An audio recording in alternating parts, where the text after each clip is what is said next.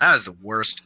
I do just terrible disclaimers. Like every time, you'd think I'd be good at them by now. Like I've done 29 of them. Think I would? You think I'd be able to do that shit? And I just every time I botch it. I mean, I forget the English language sometimes. So, like, there's literally times at work that I'll be sitting there and I'll be like talking about something, and I'll literally just sit there and snap my fingers, like when I'm trying to think about, like, what the word bread is or Yeah, some stupid shit.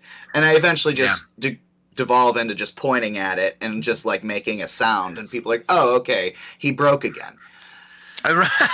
Or you say the wrong word that in no way, shape, or form, like makes you sound good. Like you're trying to think of bread, and then all of a sudden you're just like, fluff wheat, Fluff or something wheat. like that. And I then they're feel like, like what? fluff wheat is like a hybrid of bread and like marshmallow fluff. I feel like Spreadable bread. fluff wheat was made by a corporation so that they don't have to farm anything. Like it's just all chemicals. It comes out of a squirt bottle and then solidifies in the air for like 10 minutes. Have some But fluff wheat. Time to get your fix.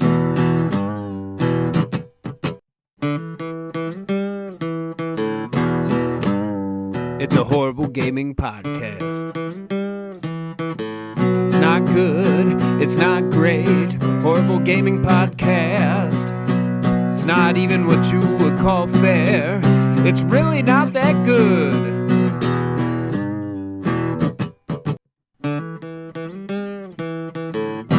Horrible Gaming Podcast.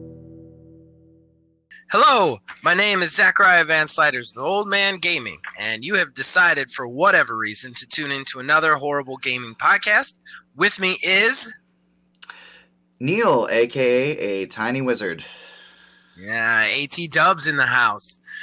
So before we get into the meat of the program, a couple of disclaimers. Although I'm going to have to start amending these disclaimers since we are kind of working to make money at this eventually now. But we don't make money at this right now. So what you're going to hear is very raw audio. We do this poorly through apps that we probably shouldn't use. And so might cut out, might get some weird noises. That's just part of the game for this show. Before we get going any further too, I want to also recognize credit-wise Mark Bell. He does all the original graphics for the show and everything for Old Man Gaming. And then, of course, the theme song you just heard was written and performed by my brother, Nick Van Sliders. Thank you to both of them for that. All right, so top of the show, we like to do fan traction. It's one of our favorite things to do, especially now since it decides the arena, the horrible arena, which has been super fun and super popular in my opinion. So let's go into it. Let's start right off the way we always do. Let's decide the winner vote, and I'm pretty sure it's a landslide here, guys. I knew I had the win when I convinced your wife. I was like, there it is. There it is. I got the win. Kayla Simpson says, my vote is going to In the Yards. And then also Kev Too Tall said, I want to play In the Yards. So I think The Yards wins it.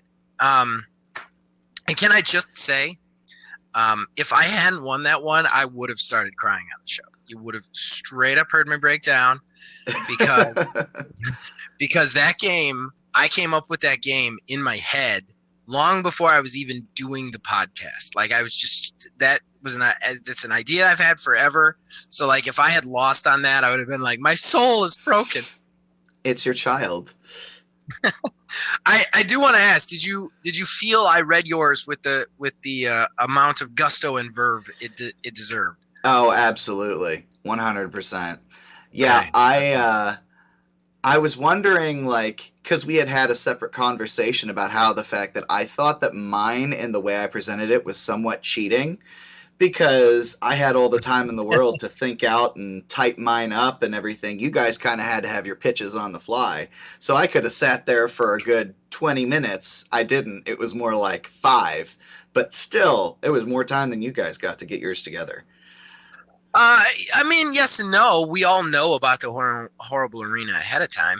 Right. We know at the same time. I will say there's also something to be said about the fact that the people who are in the studio can be like, they can like change direction on the fly, you know? Right. Like if they want to make a quick like you can't improvise. I'm reading what you wrote me. You can't improvise in the moment. You're not even going to know if I read it correctly until a day later. So, so yeah. So I think it's both got pros and cons. I thought it was fair all the way around, but we didn't get a write-in from Logan, which I love Logan.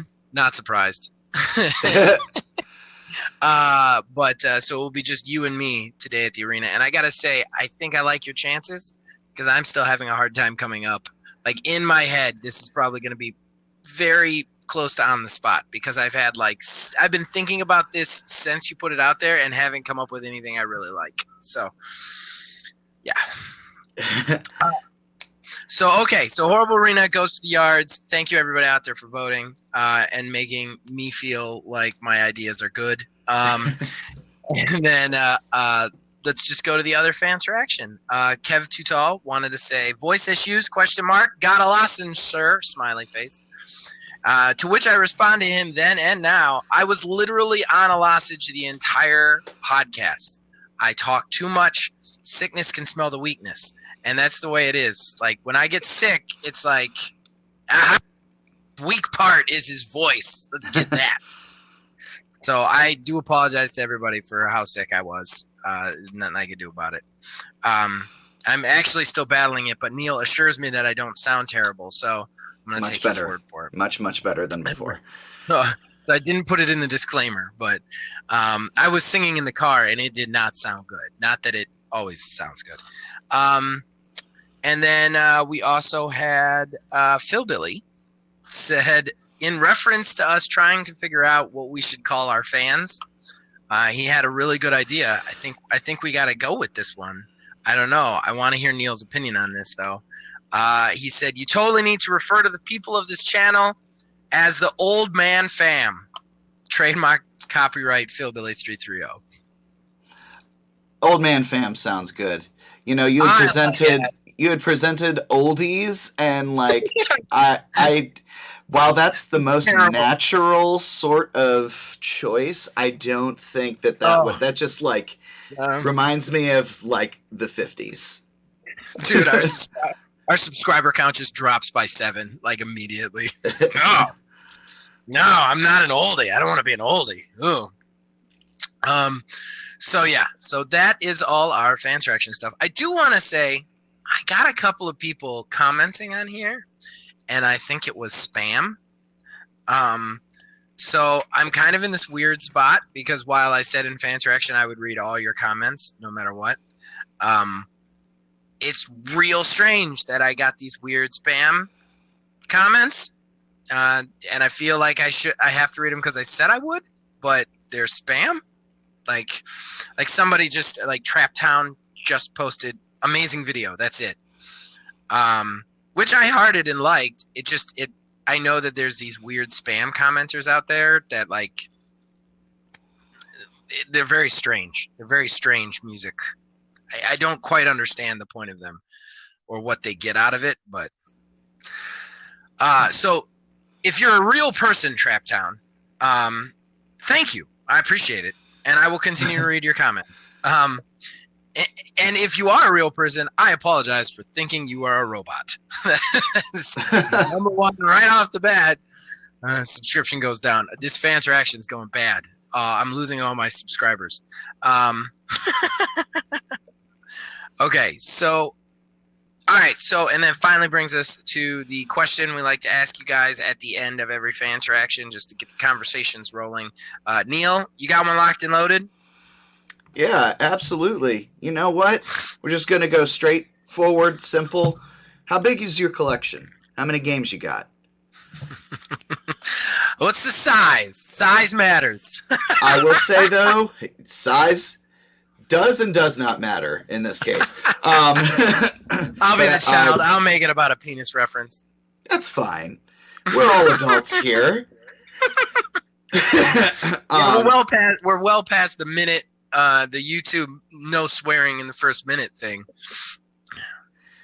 I will say though, one rule with this, you can't count a subscription service. Oh, okay, all right. So games that you have paid for. Okay, games that you have paid for, everybody out there. And if you want to be part of the conversation, comment below this video on YouTube. If you're listening to this, that's okay too. Comment on Facebook. You can find us at Old Man Gaming DH, and then we are also on Twitter, although I don't know how to use it, at Old Man Gaming 9. So hit us up on any one of those things, and we will happily read your comments on the channel.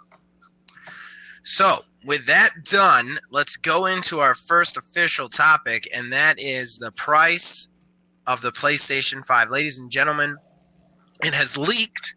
I don't know how much of it is true, how much of it is fake, but basically they're saying out there that PlayStation 5 per unit will cost $450 when it's all said and done. So the question is, how much of a bath are they going to take on their per unit price? Because obviously if they sold it for $450, they wouldn't make any money. They want to make at least a little bit of money.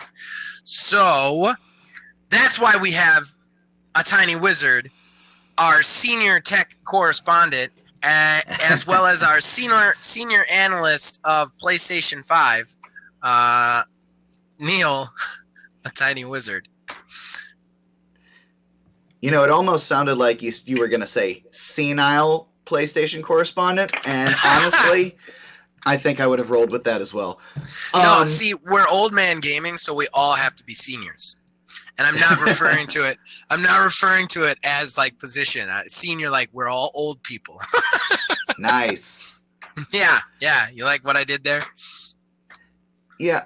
So, okay. So with the price, if it costs them $450 to make the system, like you said, they're probably going to want to make some money. So it could go one of two ways. There are, I believe it was back in the PlayStation 3 generation, back when they were selling those for, what was it, like $500-$600, something insane they were like that. Very expensive. They were taking a hit on those as well, if I remember correctly. And that didn't do them any favors that generation, but they still did it to sell the software. If that's where they're going, if they want to position themselves, they are that confident in their first-party stuff and their software, I could see them going and selling for $450, possibly. That being said, though, I don't think that that's what's going to happen. I'm going to say it's probably going to be more along the lines of bare minimum $5. I like where your head's at. I don't think they sell it for cost. There's just no way. I think honestly, I think their price per unit puts them in trouble. Just a little bit when it comes to Xbox, because $450 is, I think, a little bit higher than they want to be selling it when you're going to have a system come out. Like, how much do you think the Series X is going to be? I guess that's where we have to be, because if that Series X is within $50 of the PS5, why wouldn't you get a Series X? Like, I mean, especially if they also release a casual console that's $150 cheaper, like that would put them, like, the way I thought that they were going to do it is I thought you were going to have your PlayStation right around like $500. Well, right around $400, $450, somewhere in there. And then the Series X was going to release like a $600 system, and then like a $300 or $400 system, and then they would kind of flank PlayStation. So if you want the casual system, you go with the cheaper one, and if you want the high end system, you go with the highest end system, which is the Series X. But I feel like it being at $450 puts them in a real awkward position because they either take a real bath on it and only raise the price $50 and put it to $500, or they're in Series X territory. I think, well, one thing to consider too, considering the Xbox side of things too, is remember, it's not going to ship with exclusives. The Series X is going to play any Xbox One game out there. So I think that they are going to put that Series X out, and that thing is going to be possibly $650 all the way on up, if with the guts that it has inside of it from what's purportedly leaked. But I actually saw a leaked spec list that could possibly be for the PlayStation 5 as opposed to the Xbox Series X. And if you look at the specs on it, the PlayStation 5 is looking at more RAM and a better GPU than the Series X on its own. The only thing that's lower on it with the PlayStation 5 is the storage at a 500 gig as opposed to the 1 terabyte, which I don't know what would possess anybody to still put a 500 gigabyte hard drive in a system. Total lunacy at this point, especially if you're doing all 4K gaming, because all those every game you have is going to be 3 times as much as a download for 4K. Yeah. I agree. I heard that as well. There have been a lot of rumblings on the internet that everybody's got it wrong, and that the Series X is actually going to be outperformed by the PlayStation. I think that's tough, because it's tough for me to buy it, is what I'm going to say. And yeah, I know I'm an Xbox guy, talking to a PlayStation guy. Well, I don't know that you're a PlayStation guy, but I'm an everything guy. Yeah, you're an everything guy. I'm a everything everywhere guy. He's got them all. That's why you're senior tech. I think I know I'm saying this as an Xbox guy, but I'm trying to say this as a biased person. I think it's hard for me to take that leak at face value without more concrete proof, just because the last 2 generations, Xbox has totally had PlayStation beat in the power department.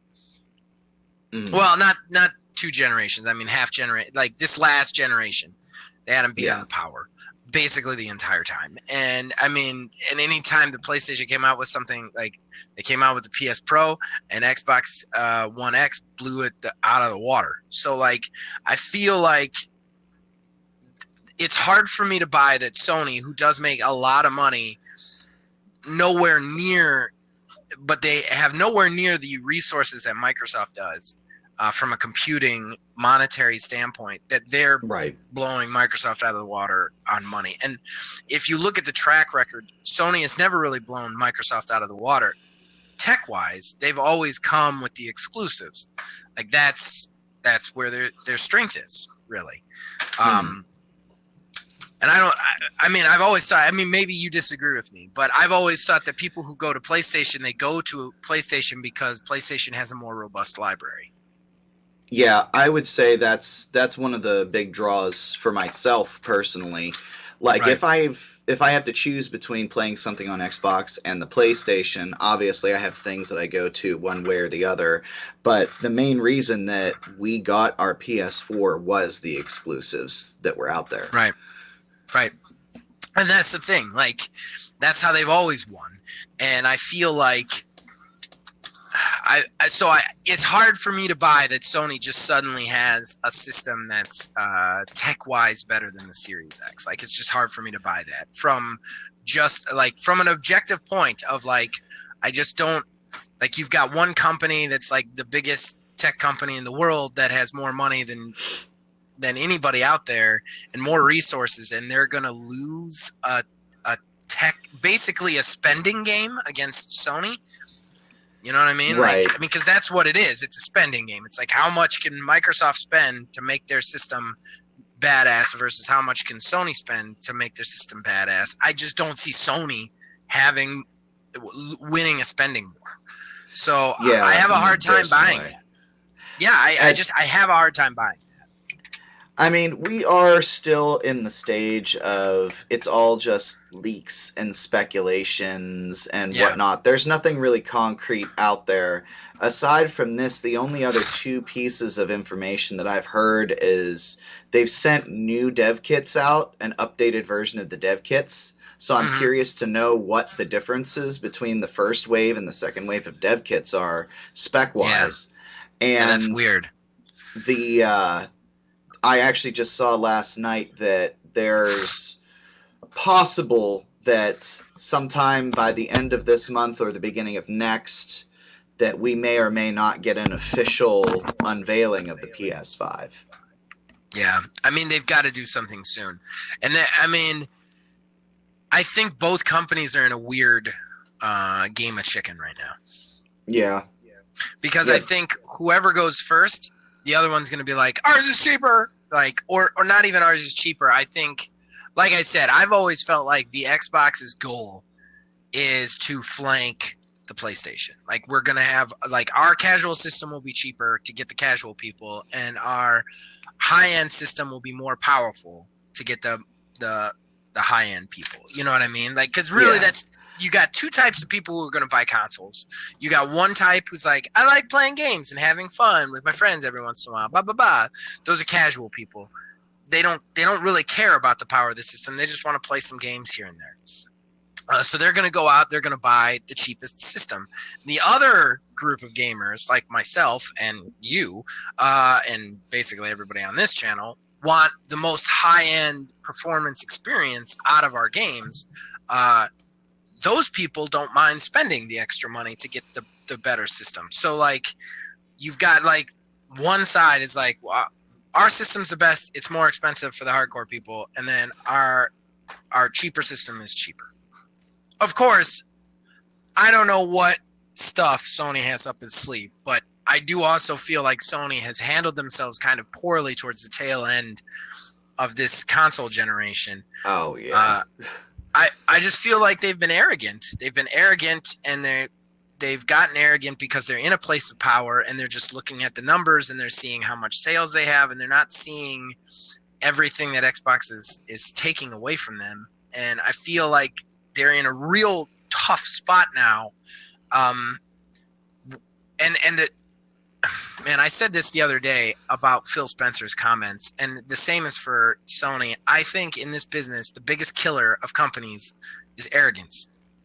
Yeah, that's really. I mean, PlayStation. I mean, we've brought this up before, but it's the trading off between generations. You know, the Xbox 360 blasted the PS3 out of the water, and then Microsoft came in with the Xbox One with the crazy high price point and that always online mandatory BS that they were trying to push down everybody's throats. Yeah, and the registering games so you couldn't loan them.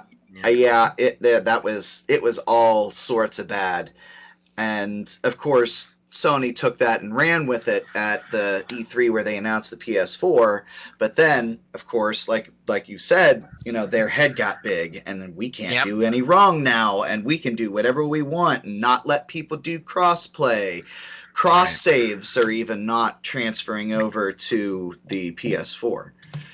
Yeah, and I actually personally think, and this is weird, but I personally think if I was comparing the three major companies, Nintendo is the least arrogant people right now, and that blows my mind to say because I hate Nintendo and don't like saying nice things about them, but still, like, these companies, they get so arrogant and they get so in their own heads, and then they just get blown out of the water and they have to make this comeback, and it's so irritating to me that why you can't just see what's going on and stay, you know what I mean? Stay hungry, I guess is the way to say it, but I don't want to sound like a rapper, but... Well, it might be interesting to see, though, too, because Nintendo has never really considered themselves as competition for Microsoft and Sony. They have considered themselves their own thing, and I think with Phil Spencer's comments a while back about not considering Nintendo and Sony to be their competition, then maybe we get rid of that whole notion of everyone trying to compete all together on like the most basic of things, and everyone just kind of do their own thing and let people gravitate towards what they want. Well, and I would love that. I would love that. But you still have this, like, everybody wants to say that, but you still have games that aren't crossplay, and you still have console exclusives, and like, right. I mean, you still have this ecosystem of competition. Not to mention the fact, at the end of the day, for these people, it's about making money. I mean, right. we forget that sometimes because it is art, and we do. Out there just heard my phone ringing. I apologize. It was spam. If the other thing is too, it's about making money, and I think the big problem here is, like, as much of art as it is, it's art that's like $1 billion industry. So you have this weird space with gaming where you have this collision of basically art and anti-art. You know what I mean? And those things have to basically somehow work together to create this ecosystem. But these people, they want to see numbers at the end of the day. That's what they want. And when you're a console system and you're a console company and you're looking across the aisle at another console company, no matter how much you say into a microphone, they're not my competition, they're your competition. If I'm selling milk on one side of the street and somebody else is selling milk on the other side of the street, I can say all day long, well, our milk is different. It's just whichever milk you like. But that guy is selling milk and taking my customers, and I'm taking his, I just imagine you on the side of the street in the summertime with a milk stand and some other angry individual who also has a milk stand in the dead of summer, just glaring at each other from across the street, wondering who's going to be the first person. Why y'all are selling some warm ass milk in the dead of summer? I'll never know. I'll tell you right now, I don't think anybody's buying that warm ass milk. Oh my God, I wish this wasn't on the show so I could use it for the cold open. Oh, that's hysterical. Milk was a bad decision. All right. Well, I think we've covered the PS price as much as we can, so we're going to go ahead and move on. All right. So that brings us to my segment, my personal segment, With My Last Breath. In this segment, Neil, or whatever co-host I'm with, will choose a topic. I will rant about that topic. He also gets to choose how I rant about it. Like, if he wants me to be negative about something I say, I'm trying to loosen the form a little bit because it got complicated, people. But I rant about something they want me to rant about. I get to rant about it for a minute, and then they get to judge my rant for a letter grade. And I have been keeping track of all my rants so far. I think I'm averaging right around a B-. So, Neil, it is on you, a tiny wizard. What is my topic today? I think this will be a very easy one to rant negatively about. Microtransactions. Them dirty little fucks. Okay. All right. And you want me to specifically rant negatively? Because I could go positive on microtransactions as much as you're never going to do the show again. I'll let you go either way. I'll let you go both ways if you want. I'll let you go positive. I mean, I hate them. I hate them to all avail, but I'm not going to lie. I would love to have a conversation with you about microtransactions. Just because we don't fight enough, I feel like this would be a fight. But no, it's a rant. We should rant. Okay. All right. So microtransactions. Right. Microtransactions is the subject of my rant. All right. In the spirit of you, Neil, I'm going to go negative on this because that's okay. I think that's what you want me to do, so I'm going to do it. And I tell you, on the negative ones, it doesn't always work out for me because for some reason with the negative ones, I just get so mad that I think I lose my place, whatever I'm talking about. Because some of my worst ones have been like easy wins for me, and I just lost, like the Nintendo Labo one. I just wanted to just scream the F word into the microphone for 60 full seconds. So, okay. So give me a countdown whenever you're ready. And you're keeping track of the time. Yeah, I got it. I got the time going right over here. All right. In 3, 2, 1, go. Hey, everybody out there. I know you like your video games, and I know you like your video games at $60. And they've been at $60 for a really long time. Inflation's going up, and we should be raising them, but we're not. So you want us to keep them the right price, right?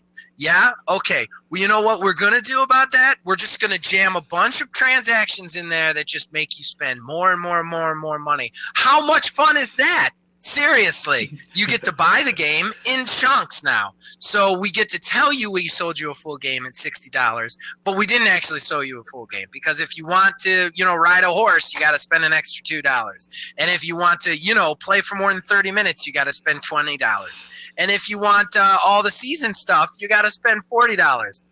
In fact, battle passes. That's right. Everybody loves them. Everybody's switching to them, and everybody seems okay with them. Although in them, not only are we going to show you what shitty, crappy thing we're giving you for free, we're going to show what everybody in the premium side is getting. Ah, man. I was just getting going. It's just getting going. Okay. All right. What is it? What's my score there, Neil? I'm gonna give you a solid B. I like how you took the voice of a developer and just like made it some fun with it. Smarmy. Yeah. That was good. I want to have some fun with it. The Battle Pass thing drives me nuts too, because every game is switching to Battle Pass, and all the fans are like, "Yes, it's finally giving a Battle Pass." I was like, "Why do you want that? I don't understand why that's the thing you want." See, you want to just look at like the crappy cape that you're getting every 5 levels, while the other person's getting just like loot shit rained on them because they spent $9.99. Right. I'm trying to. This is like the conversation we've had before about the live service games. Like, if I start, I'm not gonna stop. Maybe we need to do it with My Last Breath for You. I think we need to extend it longer than a minute, though. Is the problem? I'll suck all the air out of the room just by talking. Here's the thing I would say that's positive about microtransactions is in 2019, you can go onto Xbox and get free games. Right. The only way you could do that is microtransactions. Like, I can play Dauntless for free. Like that's why when I don't get as upset about microtransactions as people do. Like, there's a certain level of predatory microtransactions that is like Battlefront 2 when it first came out, that like is wrong, like the loot boxing, that kind of stuff. But like, if you told me tomorrow that like, hey, Cyberpunk 2077 is gonna have microtransactions, but it's gonna cost $0 fucking dollars, I mean, yeah, that's what I want. I am totally okay, because I don't have to spend money, and that's the old man view, I guess, in me. But like, I love it when I don't have to spend money. There's absolutely instances where the microtransactions are okay, like stuff like that. But my God, if I'm already spending $60 on a game, I remember the first game that I got that had microtransactions in it, Halo 5. I was, oh my God, I was furious. What microtransactions were in Halo 5? So you get like you get like credits and stuff like that you get to use for, that's how you unlock all the stuff. So you play through a match and you get so many credits, and after you play like 10, 12 matches, then you can open up a gold pack that comes with like 10 different like cards. Half of the cards that come in it are used for one specific game mode, and then like 2 of them are permanent unlocks, so they're like a weapon skin or like an armor piece. But if you want to give us $2 or $3, then you can have one of these, and they have the audacity to sell a pack of them for $100. Oh, man. Like, that kind of shit bugs me. Like I don't mind spending extra for DLC because developers developed it. It's extra content. Fine. I don't mind spending extra for that. I don't mind when you put like a battle. I don't love battle passes, but I don't mind when you put them in there because they're optional and I can spend a little bit extra. That's fine. I get it. But like when you take a game that sold for full retail price and then you jam that kind of loot box malarkey in there, oh, that is just worse. I'll agree with that. I completely agree with that. And I want everybody out there to know, I know Neil well enough to know that was like the tip of the iceberg. I could tell. I could still tell. He's like at his house, just like tapping his foot really hard, like, move on to the next segment. Move on. I think that we need to, if there's like a slow news week or something like that, or we don't have any topics lined up, or even if you want to have an episode pre-recorded ready to go in case some BS comes up and we can't get an episode out, I think that and the live service conversation, I can easily make those our conversations. I like the live. I like the live service, so we would be fighting. I think I love that. That's well, the fans would love that. The fans love it when we fight. Yes, and we could do that because there have been some really early pre-recorded shows just for like holidays and stuff. So it's definitely not outside the realm of possibility. We definitely need to get you ranting about stuff at some point because I want everybody to hear some of the rants that I've heard in private. Okay. All right, so our next topic is Neil, our senior tech correspondent, our lead analyst for Nintendo and PlayStation, went out into the field. I'm sure completely in the specifically to do stuff for this channel for it, not just doing it to do it. But you went out and you sought out an Oculus Quest and got to try it for a little bit. So I'm really excited to hear your feelings on this because I have some thoughts on VR, honestly. So tell us, what was it like? Okay, so it was a lot better than I thought it was going to be. I was expecting to feel sick. I was expecting to be uncomfortable. So the Oculus Quest, everything's all contained within the unit. You don't have to have it hooked up to a computer, anything like that. It's all stored inside. And the only real issue that I think that I had with it was the fact that I have wide glasses, so I could not put the glasses on, my glasses on with the Oculus visor. So I was kind of having an issue seeing things, but you can actually change the focus on the unit itself. I see. As for actually playing it and everything, so you can do this anywhere. You draw basically a little barrier on the floor with the outside camera that's on the Oculus, so you can actually see kind of what's going on in the outside world at points. And you draw a little circle around you as your safe zone. And then from there, you just go through and play whatever it is you're going to play. I got the chance to play Beat Saber. Okay. And it is absolutely 100% the same as it is in any video you've seen. And I have to say, it was an absolute blast. Moving around, you don't get any sort of motion sickness. I did not feel like I was going to fall over like I thought I was going to. And the actual unit itself has some like safety features built into it to help with that sort of stuff. Like the little area that you draw where you're standing in when you play, if you get too close to it, it puts up like a mesh sort of net, it looks like, superimposed over everything. And if you step through that boundary, it like stops everything and turns the front camera on so you can see where you are. So you don't run into people, you don't hit people. You still kind of have to be aware of your surroundings, but I that's think, good. yeah, I think it, honestly, it's something that after I played it, I took it off and I was like, oh my God, I need one of these. Like, total 180 on VR. I thought it was just a gimmick, and it kind of still is gimmicky. Like, there's no real games out there that super use VR in such a way that's not just like an experience per se. Right.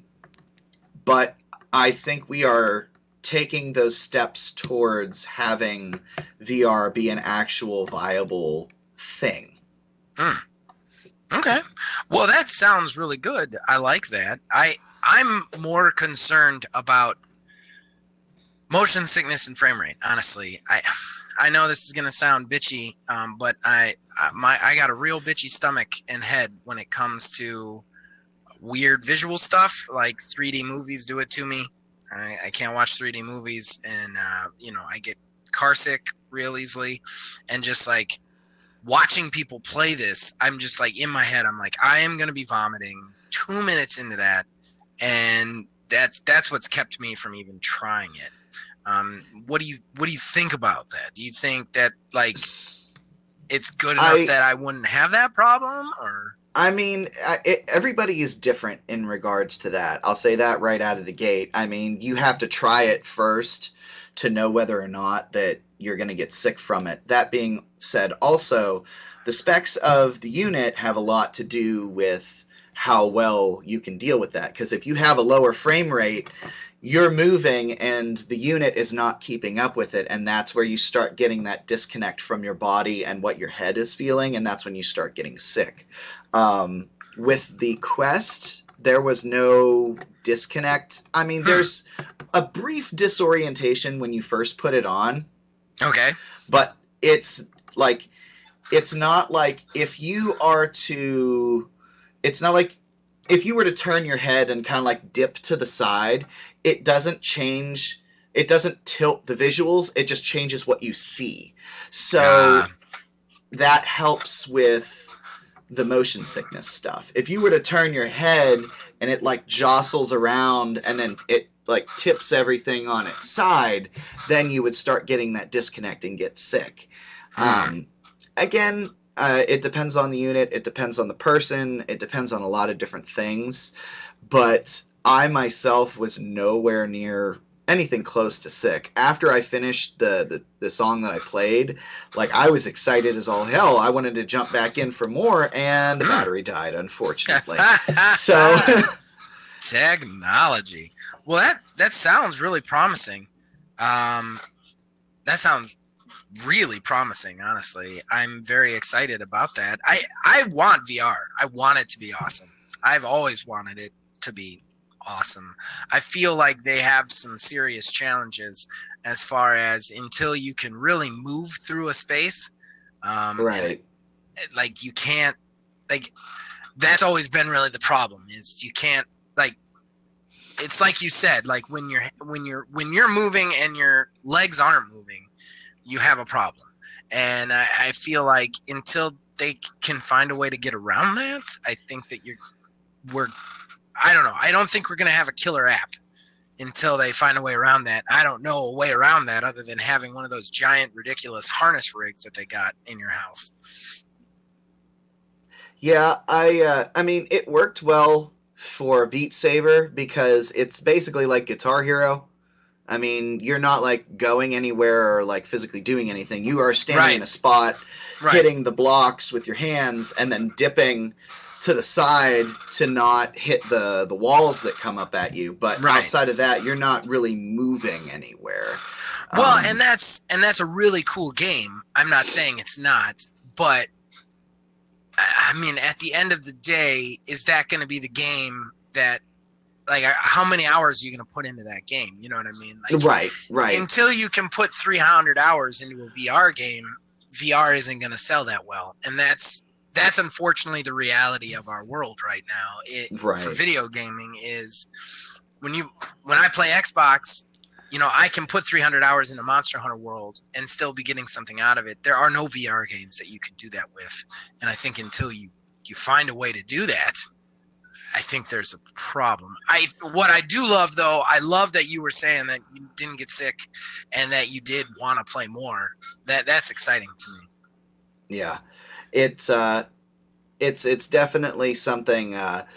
There are some games out there like, the Skyrim for VR, Doom VFR, stuff like that, where it's like, oh, we have a game, we have a concept, we have an idea, but you just kind of teleport around.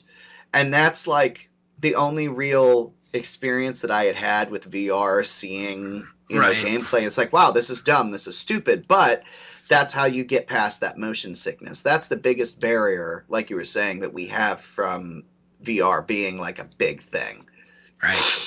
Right. Okay. All right. So our final topic before we get to Horrible Arena. And it is not the most newsworthy topic. I was just talking to Neil off air about this. There are other things we can talk about that are way more pertinent to what's going on. I just want to talk about this game so bad. Outriders from Square Enix and People Can Fly looks so amazing. So amazing. And it sucks.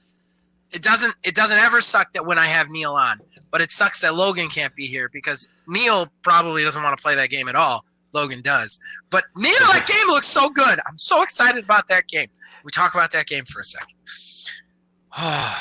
Yeah. What have you seen about the game?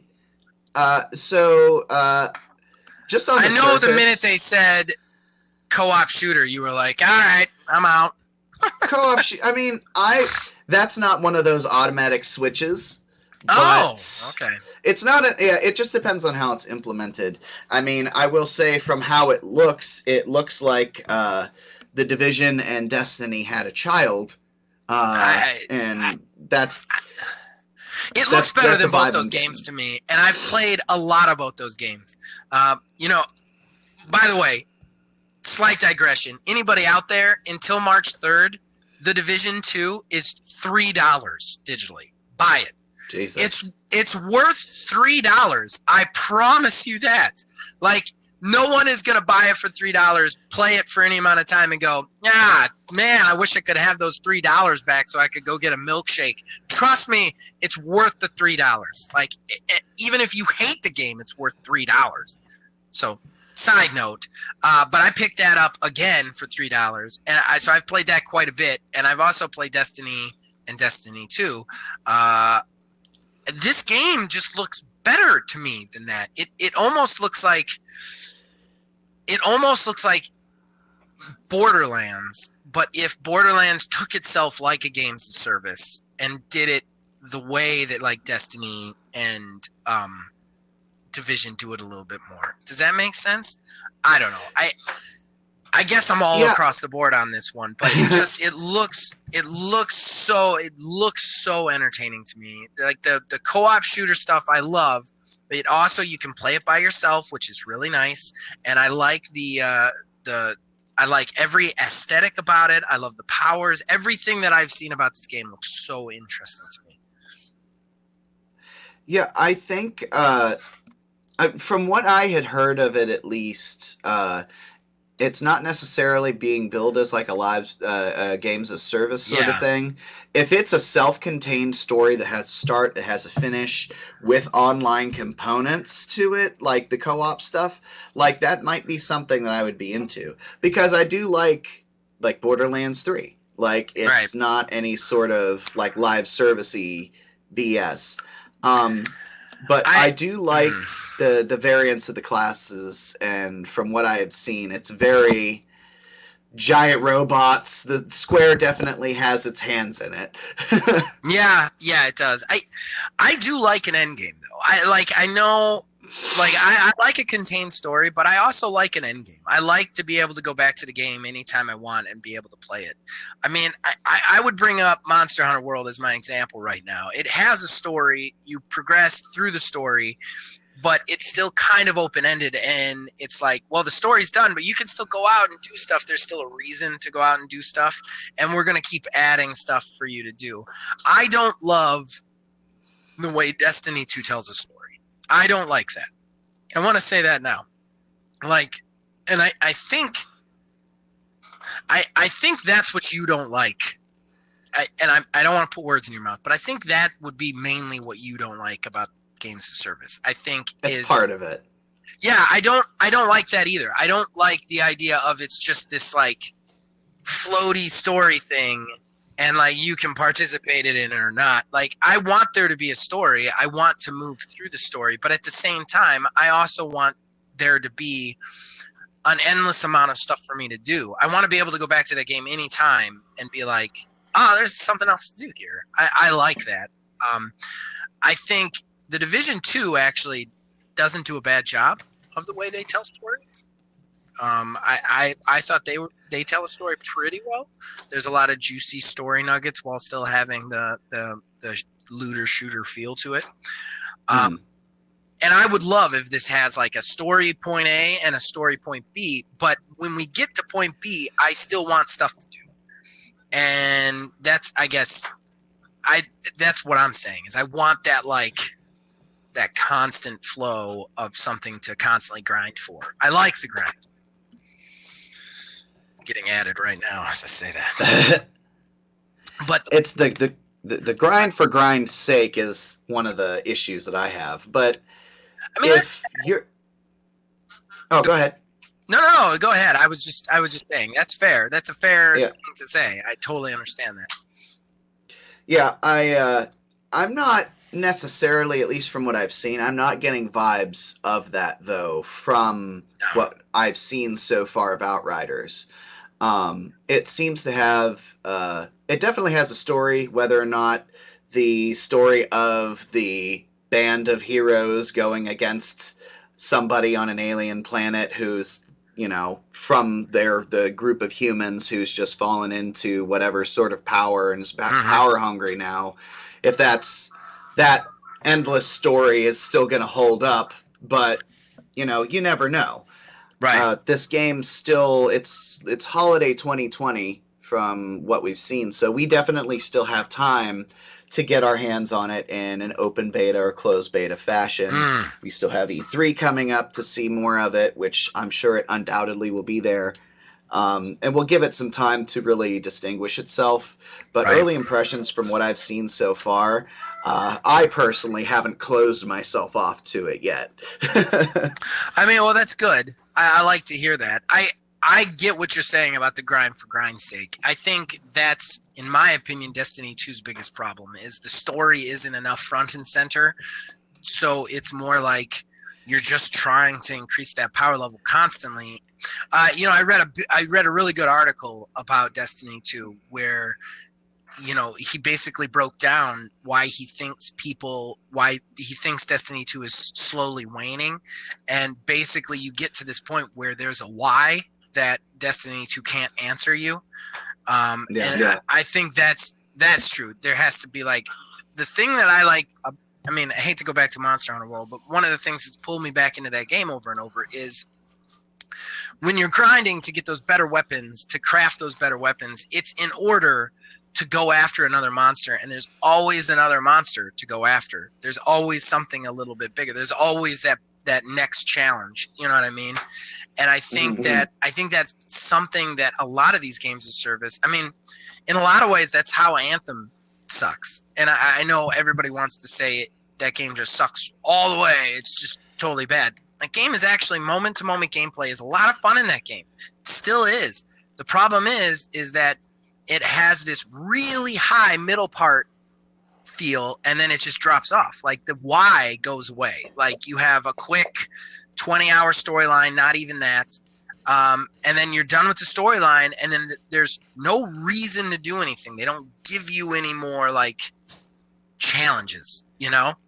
And I think that's something that games of service struggle with, is that like next horizon thing is to keep people playing. It can't just be about the grind. Honestly, that's what Borderlands is struggling with. If you've watched any of our special reports with Phil Billy, is keeping the casual people on and giving them that next hurdle to jump, instead of just doing things to force people to grind more. Grinding is not content. That's something we said a lot in our special report for Borderlands. I'm going to say it again here for all games. Grinding is not content.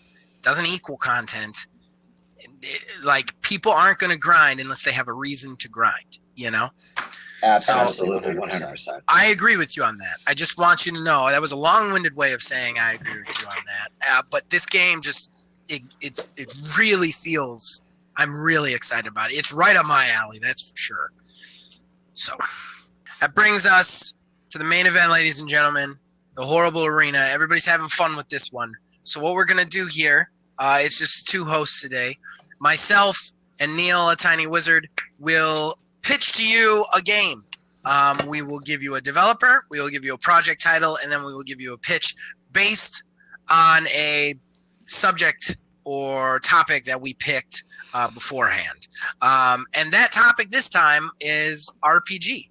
Got to pitch an RPG to you guys. So with that said, Neil, he won the Quantum Studio coin toss, so he gets to go first. All right, so any other RPG that's out there, it typically follows the same sort of formula. You're in your starting, be it hometown or hub or anything like that, and you are eventually given a reason to go out and do whatever it is that you're doing. In this mystery RPG, which I'm going to name, let's just call it Hometown. This would start almost like near the very end. The very first thing that you would be doing would be like in the middle of the fight with the final boss. And you would inevitably be knocked down in the middle of this fight. But what would be interesting about it is you would then play through the game in a series of flashbacks, which are the events that transpired that lead you to the point at which you started, which was the very end.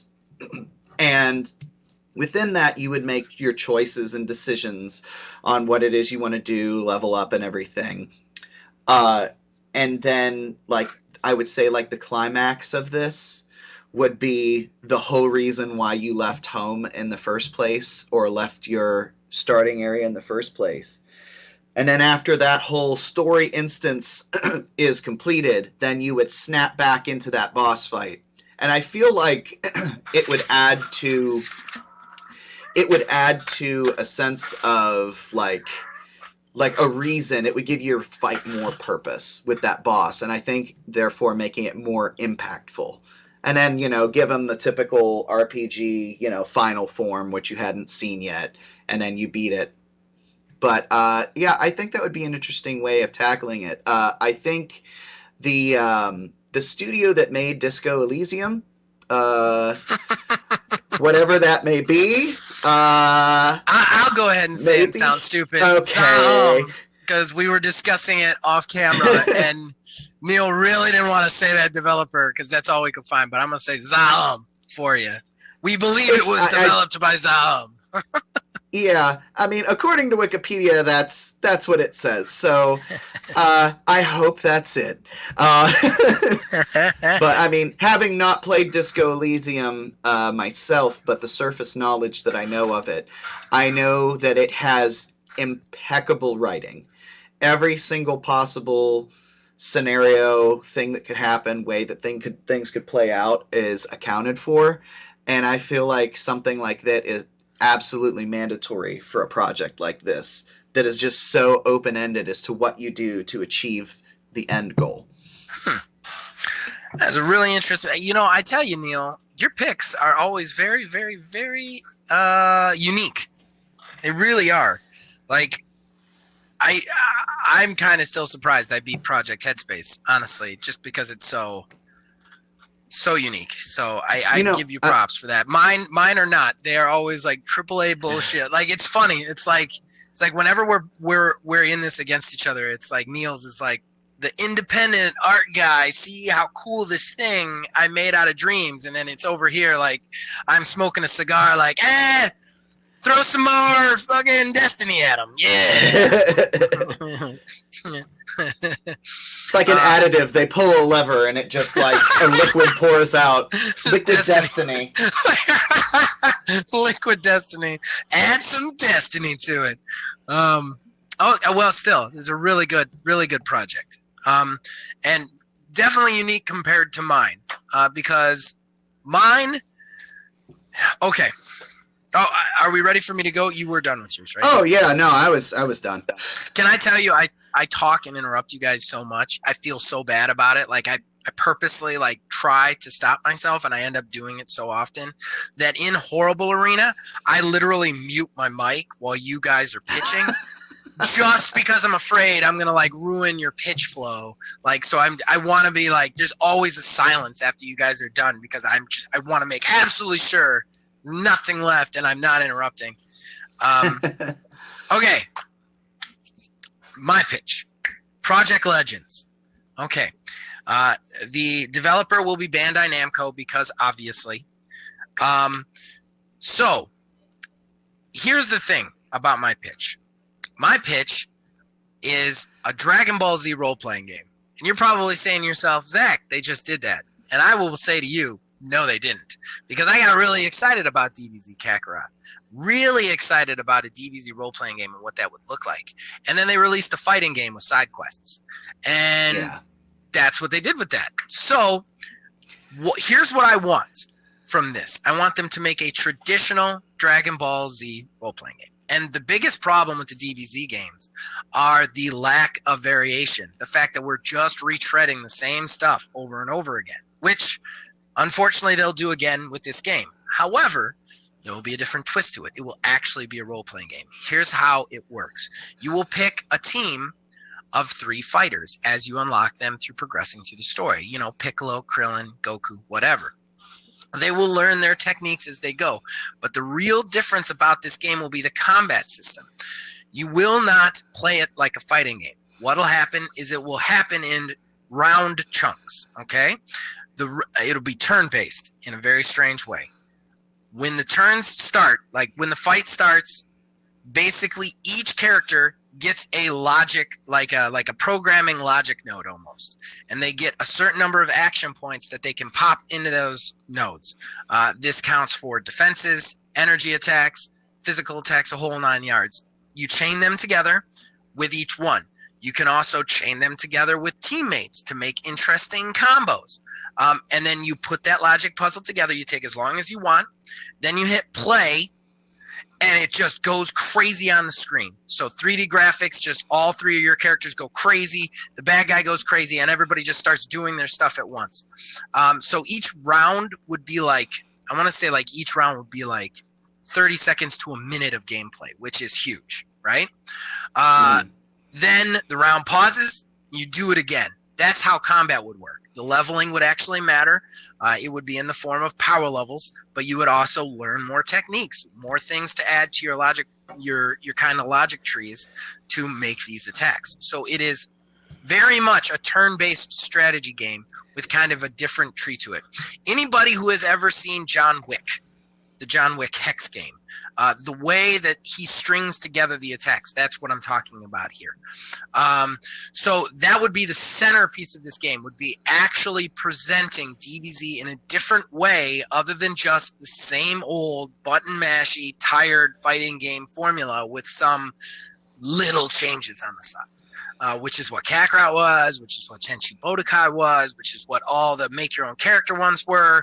There's just, it's the same game, same stuff over and over again with a little tweak. With this, like, presented in a completely different light to us, and that's what I want to see. So that's mine, Project Legends. So there you guys have it. You got Project Hometown versus Project Legends. We want to hear from you guys. Facebook at Old Man Gaming DH, Twitter at Old Man Gaming 9, and of course in the comments below this on YouTube. We want to hear from you guys. Thank you very much. You know what? Real quick, I want to say in official capacity, I absolutely want to cast a vote for yours right now. What? Seriously? Yeah. I would eat that shit up immediately. Oh, wouldn't you? I would eat that shit up immediately. I would. I want that game so bad. And when I heard about Kakarot, I was like, it's got to be something like that. And then, like, when they were like, nope, it's a fighting game, but you also fish and stuff, I was like, what is this? What is this? I don't want this. And I think everybody's just so sick of DBZ fighting games. Like, let's do something different with the property. Honestly, I should have said the developer is the guy who did Hex. I need to look him up, but that's who I should have said the developer was right off the bat. But okay, well, thank you. I appreciate that. I think yours is unique as always. So, but we'll see what the fans say. All right, so that brings us to the closing of the show, the end of the show.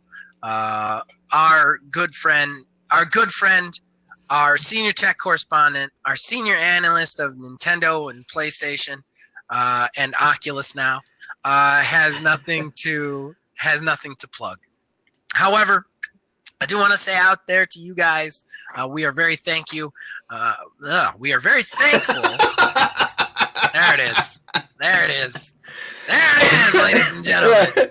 Old Man Gaming, keeping it crappy since 2019. Woo! Okay. We're very thankful to you guys because you keep listening to us and you keep watching our videos, and we're actually making some traction. We're up to 107 subscribers. That is, I know that's nothing compared to other people, but it seems like just a monumental achievement to me. So thank you out there to you guys. You can check us out, everything we have to offer, reviews every Monday, Borderlands 330, our Borderlands 3 playthrough every Wednesday, Thursday for the audio version of this podcast, Friday for the YouTube version of this podcast. We're also doing Led Astray, where I take our Borderlands player and force him to play other games. And then, I do first impression videos whenever I get my hands on a beta. And, of course, we are the home for Borderlands 330 build videos. I'm sorry, for Phil Billy 330's Borderlands build videos. So now that I've plugged literally everything we have, we're going to go ahead and end the show. So thank you guys. Thank you, A Tiny Wizard, for being here as usual. And of course.